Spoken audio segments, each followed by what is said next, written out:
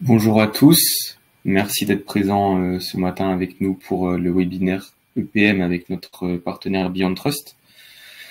Juste pour vous informer, le replay du webinaire sera disponible dès la fin du webinaire. Nous vous enverrons également les slides dès la fin du webinaire, afin que vous pourrez les regarder.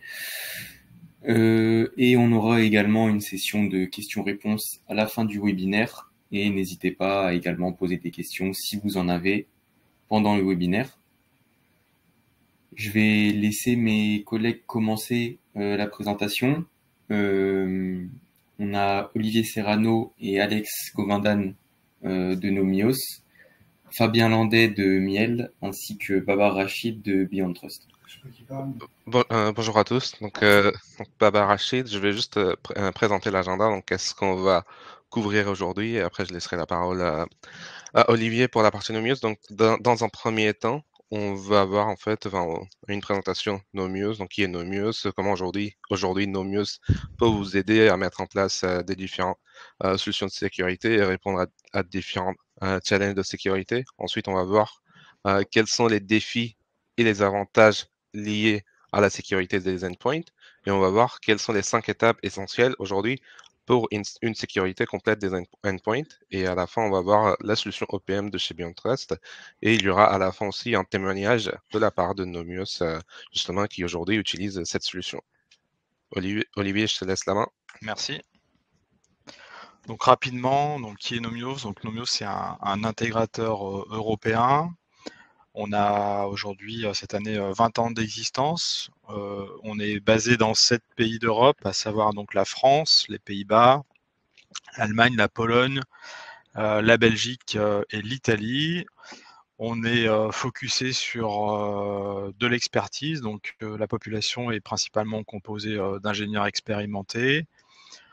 On travaille exclusivement sur 2 domaines que sont le réseau et la sécurité. Donc on ne fait pas de système, on ne fait pas de téléphonie, c'est vraiment un focus réseau et sécurité. On adresse ces marchés avec environ une trentaine de partenaires. Et pour l'année 2023, on a clôturé l'année avec 435 millions d'euros de chiffre d'affaires. Notre métier, c'est la sécurité, donc ça va du conseil, de l'intégration, avec les services après-vente que vont être le support, le service managé et notre service SOC qui est opérationnel depuis plus de 3 ans. En France, on est à environ 300 collaborateurs. On a pris la décision d'être au plus proche de nos clients. Donc, comme vous pouvez le voir, on a de nombreuses agences réparties sur le territoire national. La France pèse à peu près la moitié du groupe, puisqu'on a clôturé l'année dernière avec 196 millions d'euros de chiffre d'affaires. Et à travers ces agences, on adresse environ 2000 clients. Notre métier, c'est l'expertise réseau et l'expertise sécurité. Donc, comme je vous l'ai dit, ça va du conseil, de l'audit, avec un gros focus sur la partie intégration. Ensuite, la partie effectivement support pour vous aider dans tout ce qui est problématique de gestion des incidents autour des solutions qu'on aurait installées. Ensuite, la partie service managé, donc pour vous accompagner sur des gestes, donc ça peut être du monitoring, ça peut être des gestes de configuration d'équipement, donc soit sur tout ou partie des solutions qu'on aurait déployées chez vous. Et puis en haut de la pyramide, on a la partie SOC, donc tout ce qui est gestion des incidents de sécurité, avec un SOC qui est basé en France. On va travailler sur toutes les problématiques liées au réseau, à la sécurité. Donc, on voit ici tous les acronymes. Donc, on ne va pas tous les faire un par un. Donc, aujourd'hui, on est là effectivement sur la partie sécurité des endpoints. On va adresser toutes ces problématiques avec une trentaine de partenaires aujourd'hui. Donc, ici, on voit donc les partenaires technologiques qui sont importants chez nous. L'idée, c'est vraiment de vous accompagner donc en avant-vente, en intégration et surtout en support sur les différents logos que vous voyez ici. Et donc Beyond Trust, c'est un partenaire stratégique pour nous sur 2 aspects. L'aspect Bastion, parce que c'est un partenaire important sur cette partie-là, et la partie EPM qu'on va vous présenter aujourd'hui. Voilà, j'en ai terminé. Merci Olivier. Donc c'est moi qui reprends la main. Donc Qu'est-ce que c'est la sécurité du endpoint? Donc déjà, endpoint, c'est un terme assez large parce que souvent quand on parle de endpoint, on pense au PC portable ou même un PC fixe, mais ça peut être beaucoup plus. Ça peut être, par exemple, les serveurs, la partie IoT, donc tout ce qui est les objets connectés. Ça peut être aussi les terminaux de paiement, les points de vente, etc. Donc l'idée, enfin, avec la sécurité du endpoint, c'est de s'assurer qu'on a sécurisé en fait tous nos endpoints, qui va forcément nous permettre de limiter, de réduire la surface d'attaque parce que souvent, un endpoint, c'est utilisé en tant qu'une porte d'entrée, par les hackers. Donc quand on parle de la sécurité du endpoint, donc traditionnellement, pardon, au fil des années, heu, quand on regarde les premières solutions, c'était plutôt la partie antivirus, donc détection des menaces, en se basant sur les signatures connues, donc les menaces connues. Mais enfin, on s'est rendu compte que c'est pas assez. Donc ensuite, il y a eu des solutions des pare-feux personnels pour justement limiter, les accès réseau et cetera. Ensuite, on a commencé à parler de tout ce qui est la partie, next gen, endpoint protection, donc avec les différentes solutions peut-être de filtrage DLP, la partie détection des intrusions, la protection contre les ransomware et cetera. Et ensuite, sur ces dernières années, on a commencé à voir aussi la partie, tout ce qui est IA, du machine learning et cetera. Donc on a eu quand même pas mal d'avancées, sur cette partie, sécurité du endpoint, mais on va voir en fait aujourd'hui quand même que ce n'est pas assez et il y a quand même on a besoin d'avoir encore une sécurité plus complète et c'est ce qu'on va voir aujourd'hui, comment on peut, mettre en place cette sécurité complète des endpoints. Mais avant de voir ça, donc c'est un chiffre qui est très important, à mon sens, à mon avis, c'est que 89 selon un rapport publié par, Watchguard, il y a eu 89 d'augmentation d'attaques par ransomware sur les endpoints, trimestre par trimestre. Donc c'était l'année dernière, donc par rapport à trimestre 2, versus trimestre 3. Donc qu'est-ce que ça représente? C'est que, bah, les ransomware aujourd'hui, en fait, c'est une tendance, depuis quelques années et surtout avec la pandémie du Covid aussi, ça a augmenté, et c'est une menace majeure aujourd'hui pour les entreprises, mais également aussi pour les particuliers aussi, et cette augmentation est due, heu, aujourd'hui à plusieurs facteurs, notamment l'évolution des techniques des cybercriminels. Ça va aussi être la disponibilité élargie, des outils de ransomware sur le dark web, donc tel qu'aujourd'hui on voit aussi, la partie ransomware as a service, en tant que service. Donc aujourd'hui les criminels, ils ont pris une avance et aujourd'hui ils vendent des solutions en tant que service à peut-être des, des hackers qui n'ont pas les compétences, justement pour utiliser ces ransomware-là pour, faire des dégâts, sur, les entreprises ou même les particuliers et ensuite demander, une rançon justement pour ça et c'est pour ça aussi la rentabilité de ces attaques. J'avance. Quels sont les défis aujourd'hui liés à cela? C'est encore une fois, bah, c'est les cybermenaces qui sont toujours plus évoluées et en constante évolution. Les hackers, ils ont compris le système et la sécurité des endpoints aussi, ils ont encore plus d'outils à leur disposition et ils sont aussi ils ont aussi évolué en termes de compétences aussi. Et aujourd'hui, ils font aussi des attaques ciblées justement pour faire plus de dégâts. Il y a aussi environnement d'endpoint, comme je disais au début. Hem, Ça peut être un poste de travail, un laptop, ça peut être aussi, un PC fixe, ça peut être aussi un terminal de paiement, ça peut être aussi, par exemple, aujourd'hui, on voit aussi récemment, les machines, des prestataires qui viennent faire les prestations, chez les entreprises et ils vont cibler justement ces machines-là pour ensuite lancer une attaque dans cette entreprise. Il y a aussi, bah, du coup, inadéquation des technologies de sécurité. Pourquoi? Parce que, aujourd'hui, on a tellement de solutions, mais parfois ces solutions-là, elles parlent pas entre elles ou même c'est les équipes aussi qui parlent pas entre elles et du coup, il y a des silos, qui fait que, bah, les communications ne se fait pas et ça peut aussi, être un facteur ou un défi aujourd'hui dans la sécurité du endpoint. Et enfin, la partie donc, on voit tous, le manque de ressources, que ce soit, chez les éditeurs, chez les, distributeurs, même chez les partenaires ou même chez les clients finaux. On constate qu'aujourd'hui, on est en manque de ressources sur la partie sécurité et qui fait que, bah, du coup, nos systèmes sont mis à rude épreuve justement, contre ces menaces. Et encore une fois, c'est la pandémie qui a fait que, bah, du coup, les attaques ne cessent pas d'augmenter du jour en jour. Quels sont les avantages d'une sécurité complète des endpoints? Dans un premier temps, c'est la partie meilleure sécurité organisationnelle.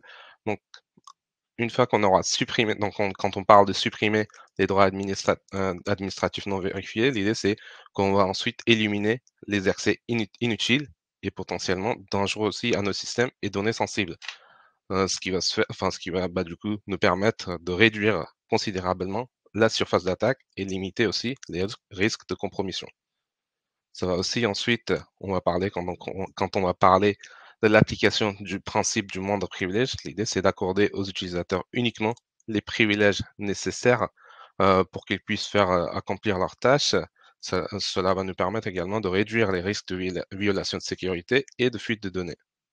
Et enfin, quand on parle d'accès, un accès just-in-time, l'idée c'est d'instaurer justement cet accès just-in-time qui va nous permettre d'offrir une approche dynamique et flexible pour gérer les autorisations d'accès.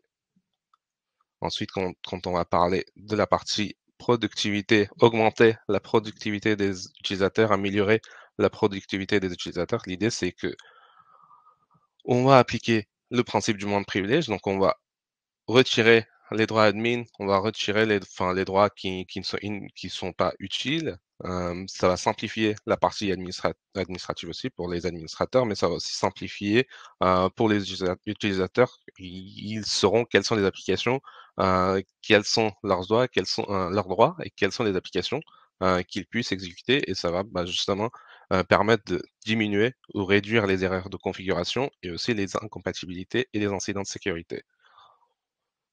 Un avantage qu'on va voir en plus, c'est aujourd'hui c'est quelque chose qui est demandé de plus en plus par les cyberassurances aussi, de mettre en place le principe du moindre privilège. Donc ça va simplifier la conformité et nous permettre d'être en conformité avec ces différents standards et aussi une fois que s'il y a des audits qui sont lus, on sera aussi en conformité avec ces audits.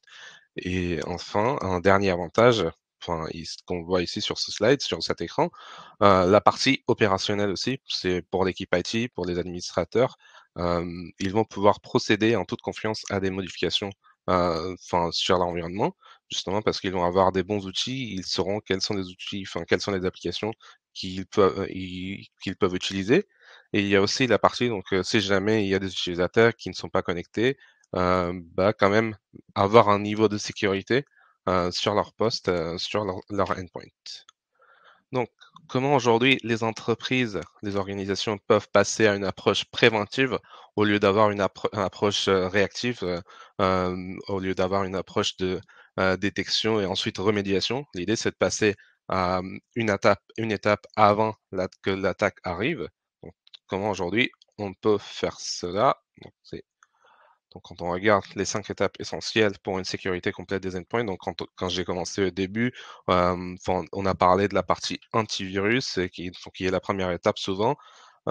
Et ensuite, aujourd'hui, on parle de plus en plus de cette 4e étape qui est la partie EDR, Endpoint Detection et Réponse. Donc, grosso modo, avec antivirus, on va détecter ce qu'on sait, détecter des menaces connues via les signatures. Et ensuite, si jamais c'est quelque chose qu'on ne connaît pas, on va aller sur la 4e étape, endpoint detection et réponse, pour voir, OK, du coup, ça c'est une attaque 0D, on ne l'a jamais vue, c'est une toute nouvelle attaque. Donc là, du coup, on va commencer à surveiller de manière continue les activités dangereuses et ensuite stopper ou bloquer ces attaques. Mais souvent, les 2 étapes qu'on voit ici au milieu, donc l'étape 2 et l'étape 3, c'est souvent ignoré et c'est là où, du coup, nous aussi, on va intervenir. Donc l'étape 2 qui est justement de mettre en place cette politique, cette stratégie du moindre privilège, limiter les droits, donc retirer les droits, admin, aux utilisateurs, et leur donner uniquement les droits standards, leur donner uniquement, les droits dont ils ont besoin pour faire leurs tâches. Et ensuite, l'étape 3 qui est de faire un contrôle applicatif et de dire: «OK, peut-être, ça c'est, Babar, toi, tu étais un administrateur, peut-être que tu as besoin de lancer telle application et telle application, etc. Par exemple, peut-être Fabien, tu n'as pas besoin de lancer telle et telle application, etc. Donc l'idée, c'est vraiment de faire un contrôle applicatif selon la population des personnes et mettre en place justement ce qu'on peut appeler aussi parfois des blacklists, des whitelists, donc autoriser uniquement les actions nécessaires euh, en fonction des utilisateurs. Donc, justement, l'idée, c'est qu'on va pas venir remplacer les solutions antivirus ou EDR. L'idée, c'est vraiment d'être en complément de ces solutions-là, donc avec l'antivirus et endpoint détection et réponse. Aujourd'hui, on parle beaucoup aussi de cette approche défense en profondeur, donc une sécurité multicouche. Donc l'idée, c'est aussi justement d'avoir plusieurs couches de sécurité pour avoir une sécurité complète des endpoints. Donc, quels sont les avantages justement d'avoir cette défense en profondeur? C'est que du coup, on va pouvoir réduire la surface d'attaque. Donc, quand on va appliquer cette stratégie de demande privilège, on va limiter les droits d'accès des utilisateurs aux seules ressources et fonctionnalités nécessaires, dont ils ont besoin. Et ensuite, ça va nous permettre de limiter cette surface d'attaque potentielle. Un autre avantage qu'on voit aussi, c'est que ça va permettre de limiter la propagation des infections. Donc, justement, quand on va retirer les droits admin, et souvent, quand on parle d'une attaque malware, ransomware, etc., il essaye d'avoir des droits admin ou faire justement élever des privilèges pour pouvoir ensuite faire des mouvements latéraux. Donc, l'idée, une fois que du coup, si les utilisateurs ils n'ont pas les droits admin, le malware il va s'exécuter avec les droits standards et il aura plus de mal à se propager sur le réseau. On va pouvoir aussi justement, donc quand on parle de ces solutions EDR, souvent on voit qu'il y a beaucoup de faux positifs et faux négatifs aussi parfois. Donc l'idée, c'est justement de détecter de façon précoce des activités suspectes et avoir plus de fiabilité sur les détections côté EDR. Et enfin, ce qu'on peut voir aussi, ça peut être aussi contre les menaces internes parce que parfois, vous pouvez avoir un utilisateur qui est peut-être Hem, enfin, il veut pas faire ça, voilà, mais malencontreusement, il peut peut-être, faire des dégâts. Peut-être il voulait pas faire une, mauvaise configuration et cetera. Il voulait lancer juste une application, sauf que, il s'est pas rendu compte et il a fait une bêtise. Ça peut justement, la mise en place de cette stratégie de demande privilège peut vous protéger contre ça et pour finir, justement sur un autre avantage qui est amélioration de la conformité réglementaire. Voilà, pour ma part, j'ai fini, donc je laisse la main à Fabien pour qu'il puisse justement vous expliquer comment aujourd'hui vous pouvez utiliser cette solution EPM et quels sont ses avantages aujourd'hui que vous pouvez bénéficier. Merci Babar. Du coup, voilà, on va rentrer dans le détail un petit peu du produit Endpoint Privilege Management proposé par Beyond Trust. Toutes les explications fournies par Babar sur la sécurisation des endpoints. Encore une fois, on est sur une logique multicouche. On n'est pas, on a conscience que on va pas remplacer un antivirus, on va pas remplacer un EDR, mais par contre, on va venir se combiner typiquement avec ce type de solution pour avoir une approche vraiment plus holistique de la sécurisation du endpoint. Et quand on entend l'ensemble de cette approche, la première question qu'on se pose, c'est finalement pourquoi aujourd'hui il y a encore tant d'administrateurs locaux sur les endpoints des utilisateurs.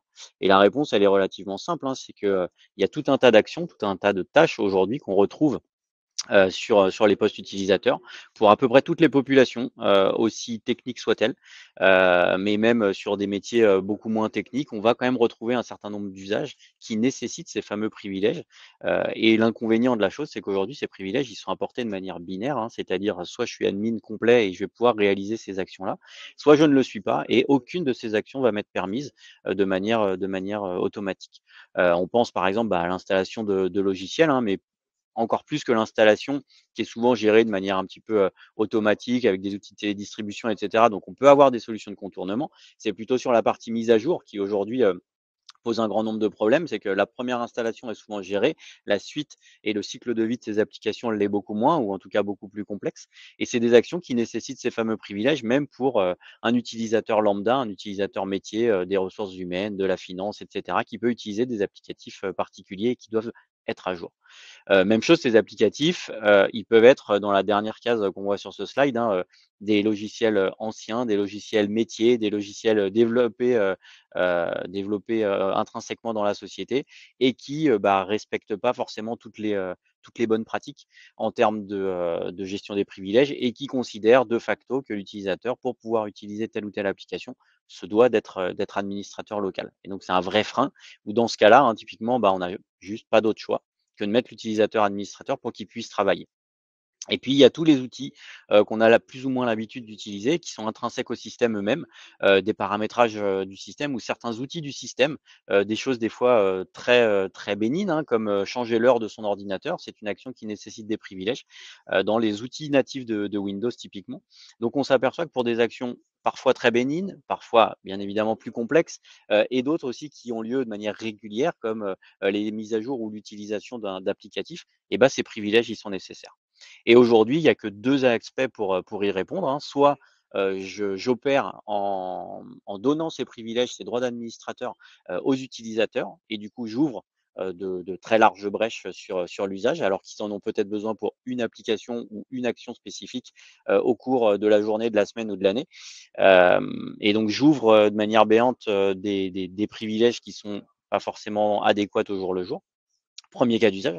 Deuxième cas d'usage, c'est finalement je donne pas ces privilèges, mais j'accepte que mon support technique, en paye les frais entre guillemets, c'est-à-dire que j'accepte que mes utilisateurs soient nécessairement obligés d'appeler et de solliciter le support technique pour que eux fassent les actions à la place de l'utilisateur dans des cas particuliers, l'usage de certains outils, les mises à jour, etc., qui vont devoir être opérés de manière déportée avec une équipe technique.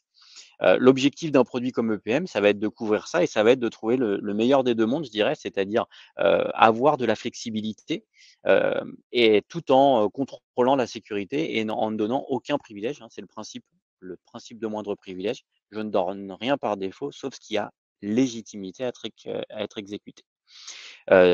Et donc c'est vraiment cet aspect de, trouver le point d'équilibre, hein, je le disais. Soit aujourd'hui on est vraiment dans cet environnement binaire, soit j'ai, laissé ouvert les privilèges et donc, j'ai une sécurité très basse, mais par contre mes utilisateurs, ils sont productifs, ils peuvent travailler parce qu'ils ont tous les privilèges adéquats. Soit à contrario, j'ai, fermé la porte et ça reste la bonne pratique, hein, on est tous, d'accord là-dessus, je pense. J'ai fermé la porte des privilèges, mais par contre, je sollicite mes équipes support, j'ai de l'insatisfaction utilisateur, j'ai de la perte de productivité qui va être, apportée.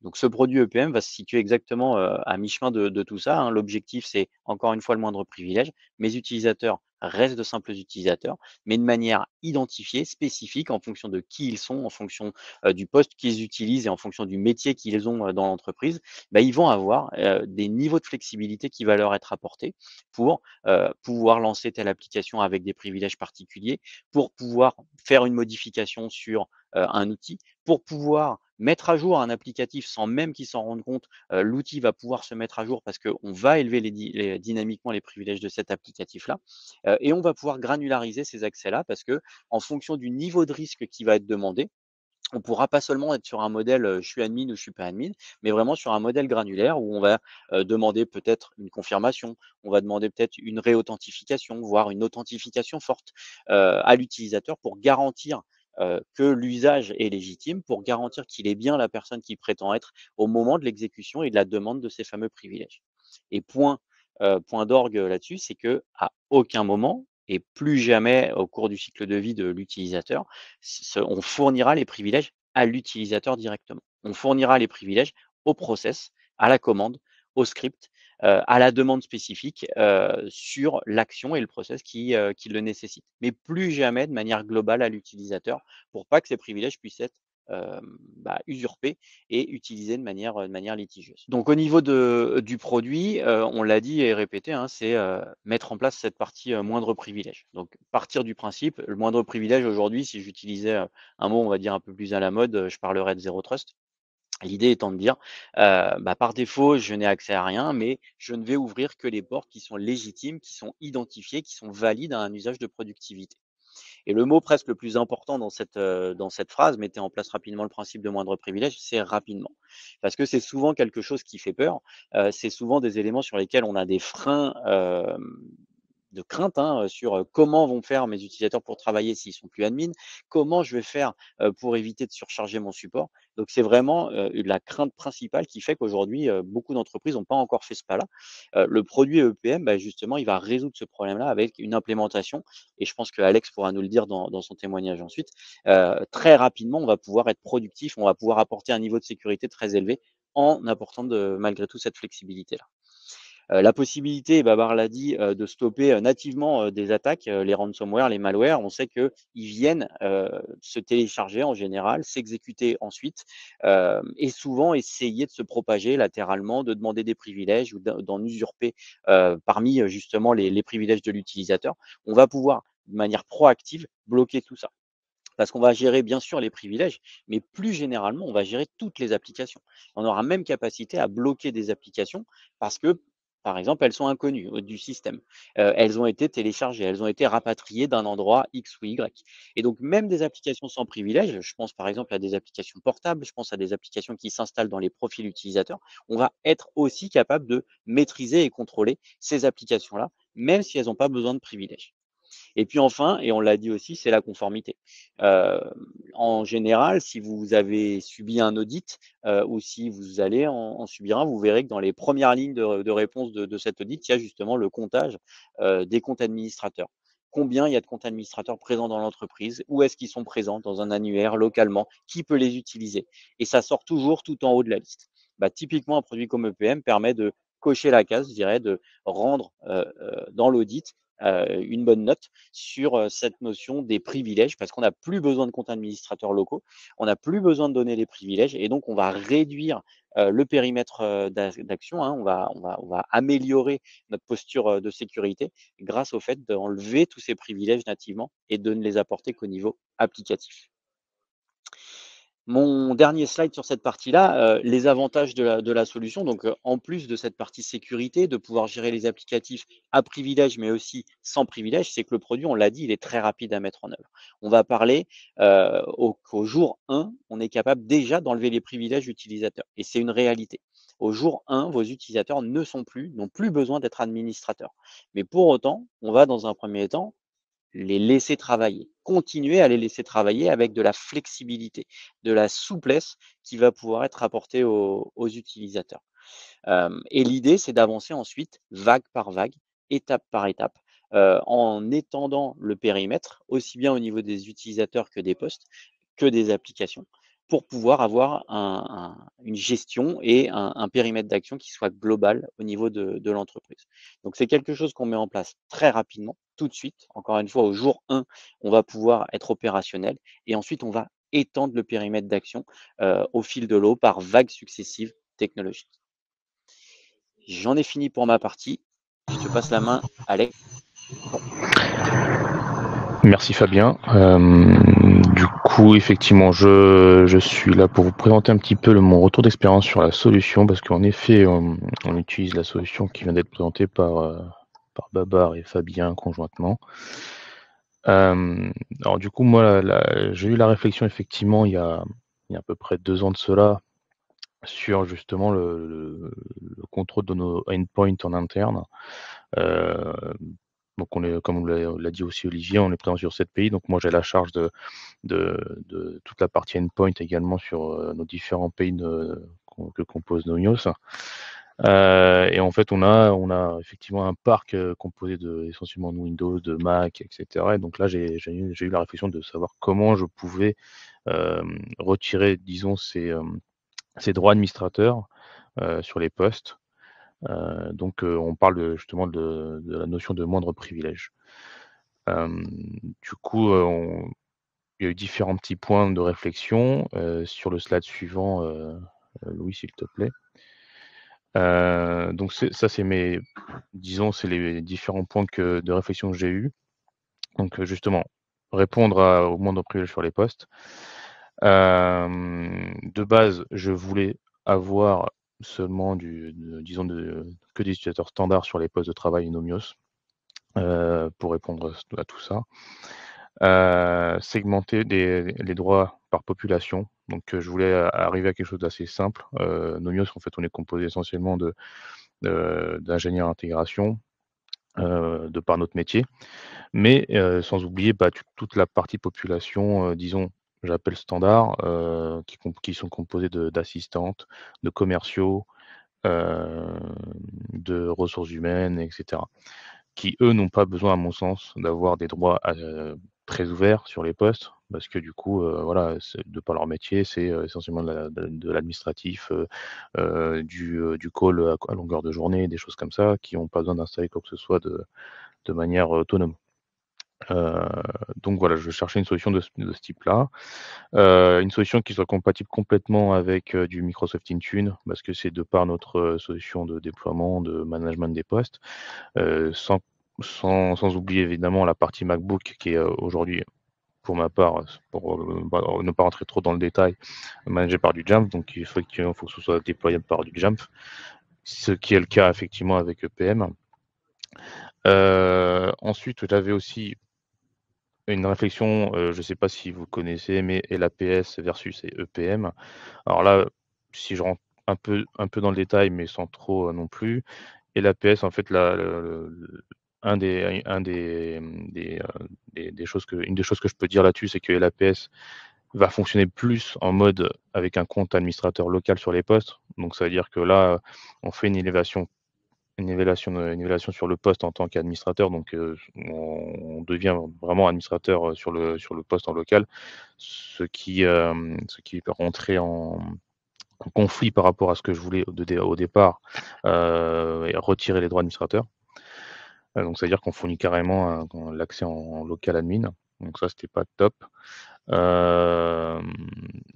Et du coup là, comme le disait Fabien tout à l'heure, là, on va plutôt se concentrer sur l'accès en propre sur les applicatifs qu'on souhaite et sur les process. Donc se concentrer vraiment sur cette partie-là et du coup, rajouter de la souplesse plutôt que se dire, je donne des droits admin et cetera. Réponse à tout ce qui va être traçabilité. Donc là, c'est en lien en fait, en fin de compte avec, la mise en conformité 27001. Donc en fin de compte, Nomios, on est certifié ISO 27001 sur les périmètres support et services managés. Donc dans la norme 27001, si vous le savez, il y a cette notion de contrôle des comptes à privilèges et cette notion aussi de contrôle d'endpoint qui passe par justement les privilèges. Donc moi, en fin de compte, j'avais, pour être transparent, j'avais du LAPS avant, et le souci qui se posait derrière, en fin de compte, c'était la traçabilité. Donc c'est pour ça que on l'a mis en visibilité ici. C'est que LAPS, en fait, ça vous apporte une notion de moindre privilège, mais à un certain niveau avec le local admin, mais manque de traçabilité, manque de visibilité sur ce qui est fait sur les postes de travail. Donc ça, c'est une grosse problématique et qui a été répondue par EPM du coup, parce que EPM vous donne beaucoup plus de visibilité derrière sur les process qui sont en cours sur les postes et qui demandent des droits administrateurs et en fin de compte, disons des rapports assez détaillés sur les actions qui sont entreprises sur les postes de travail par les utilisateurs. On peut savoir à quel moment et à quelle heure le tel utilisateur a demandé un privilège sur tel applicatif, sur tel process. On peut savoir également s'il a fait appel à un process qu'on aurait peut-être bloqué volontairement de notre côté en tant qu'administrateur sur la solution. Je prends un exemple typique, hein, je veux forcer l'utilisation d'un browser spécifique dans mon entreprise. Par contre, je veux bloquer un certain nombre que je n'autorise pas. Ça, je peux le faire au travers des process assez simplement. Je me dis: «Tiens, Chrome.exe, je veux le bloquer». Donc ça va apparaître dans une blocklist et par contre, malgré ça, si je vois qu'un utilisateur a quand même fait appel, du coup, ça va apparaître dans les reports en mode, tiens, tel utilisateur avec tel poste a fait appel à tel process, malgré qu'il soit bloqué. Donc ça se fait assez simplement. Ensuite, il y avait aussi une des exigences que j'avais, c'était que je voulais que l'outil fonctionne de manière offline. Ça, c'est de par encore une fois, notre métier. Notre cœur de métier qui est l'intégration. On peut intégrer chez pas mal de nos clients dans un data center. Souvent, on sait très bien que dans un data center, on n'a pas accès à internet. Donc, je dis ça parce que du coup, on peut se mettre en back-to-back, par exemple, sur un équipement réseau. qui nécessiterait, par exemple, changer vos paramètres de carte réseau, par exemple, pour se mettre sur le même sous-réseau que votre équipement en face. Et l'APS, ça vous demandait en fin de compte de vous connecter sur votre AD entreprise pour pouvoir récupérer le compte administrateur local, etc. Donc qui nécessite une connexion Internet. Là, l'outil en fonction EPM fonctionne complètement offline parce qu'il redescend vos politiques en offline et donc répond complètement à ces solutions-là. Et de la même manière, si je prends un autre exemple, je ne sais pas, un collaborateur Nomios qui transite au travers des différents pays de l'Europe et qui n'a pas une connexion internet, ou qu'il est dans le TGV et cetera, qu'il a quand même besoin d'avoir des accès privilégiés, ça fonctionnera quand même. Donc ça répond aussi à cette notion de défense en profondeur et cetera dont c'est expliqué Babar. Et sans oublier la partie support utilisateur. Donc là, moi, j'ai une équipe qui répond à du niveau 1, niveau 2. Donc ça a permis aussi à ce qu'il soit le moins sollicité possible parce que du coup, un utilisateur standard qui vous fait appel parce que il a des pop-up en permanence pour dire: «Ah tiens, j'ai tel applicatif qui veut se mettre à jour, mais par contre, j'ai pas les droits parce que ça me demande les comptes, un compte à privilège». Là, du coup, ça fait beaucoup moins appel parce que moi, de mon côté, console d'administration EPM, j'ai pu identifier en avance de phase les applicatifs qui sont dits, heu légitimes, que j'estime légitimes. Donc du coup, je peux automatiquement, donner les droits, de manière transparente sur l'utilisateur. Donc heu, voilà, moins de pop-up, derrière. Hem, donc voilà sur ce que je pouvais ajouter là-dessus et effectivement, la partie déploiement. La partie déploiement qui est assez simple en fin de compte, dans le sens où, ça passe par une notion de définition de population, par exemple. Moi, j'ai été assez droit là-dessus. J'ai dit, voilà, je veux juste, assez droit et simple. J'ai une définition d'une population standard, donc où là, je vais mettre dans ce panier-là, les assistantes, les RH, les directeurs et cetera, qui n'ont pas besoin, en fin de compte, encore une fois, de privilèges très spécifiques. Donc là, j'ai mis une politique dédiée pour eux, donc qui va être, la moins flexible possible, mais avec, des autorisations, avec les applicatifs légitimes et compagnie. Et l'autre politique qui va concerner les ingénieurs intégration et cetera, qui ont besoin d'un peu plus de souplesse, dont, ce que je disais tout à l'heure en tant qu'exemple, l'accès en data center, modification des process, enfin de process de carte réseau et cetera. Où eux, je vais les définir par groupe de sécurité là-dedans et eux, ils vont t'autoriser avec un peu plus de souplesse. Heu, donc une fois que j'ai défini tout ça, il a simplement fallu, créer le petit package, pour Intune, le déposer, lancer le déploiement, et automatiquement avec la liaison avec l'Azure AD et cetera, il va détecter que tel utilisateur fait partie de tel groupe de sécurité, donc il va lui donner accès à telle politique et il va et ça va se déployer tout seul.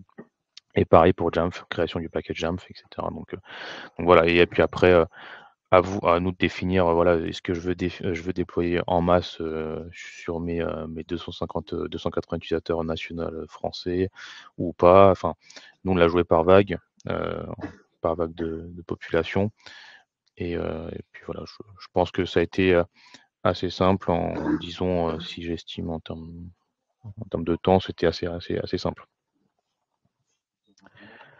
Donc voilà, pour ma part. Parfait, Donc merci assez beaucoup content de la solution. Alex. Merci beaucoup Alex. Donc comme il ne reste pas beaucoup de temps, donc déjà juste en conclusion pour conclure le webinaire, l'idée c'est aujourd'hui il est primordial de bien comprendre les bases de la sécurité des endpoints et il faut savoir aussi que la protection des endpoints c'est pas juste une seule solution, c'est plutôt une stratégie, c'est plutôt un écosystème et là EPM ça viendra en complément des solutions telles que EPP, EDR, XDR, etc. Mais l'idée, c'est aussi, justement, c'est pas seulement de sécuriser le endpoint, mais aussi de laisser les utilisateurs de faire leur travail. Voilà. Donc, comme il ne reste pas beaucoup de temps, est-ce qu'il y a, je sais pas, moi, j'ai pas regardé, est-ce qu'il y a des questions dans le chat? Si vous avez des questions, n'hésitez pas à poser. On est là pour ça aussi. On va encore ouais, ok. Je vois qu'il y a une question. Donc, est-ce que c'est possible d'envoyer des logs vers un SIEM? Oui, tout à fait. Tout à fait, on a la possibilité d'envoyer des logs vers les différentes solutions de SIEM, donc les solutions connues et même des solutions qui sont peut-être un peu moins connues. Une autre question, est-ce que c'est possible de déployer EPM sur site ou uniquement en cloud? Oui, tout à fait. On a la possibilité, donc on a les deux méthodes de déploiement, que ce soit sur site ou cloud.